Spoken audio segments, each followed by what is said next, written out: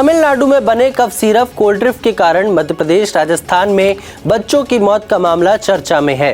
अब भारत के महालेखा परीक्षक यानी सीएजी की तमिलनाडु के public health infrastructure and management of health services से जुड़ी एक रिपोर्ट सामने आई है।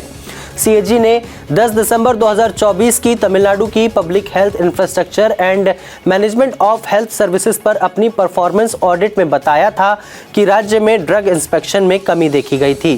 साथ ही ड्रग से सैंपल कलेक्शन में भी कमी की गई थी। इधर शुक्रवार को सुप्रीम कोर्ट ने मध्य प्रदेश राजस्थान में कफ सिरप से बच्चों की मौत मामले में सीबीआई या जुडिशियल जांच की मांग खारिज कर दी है। सीजेआई डीवाई चंद्रचूड़ की अध्यक्षता वाली बेंच ने ब्रीफ सुनवाई के बाद इसे खारिज कर दिया।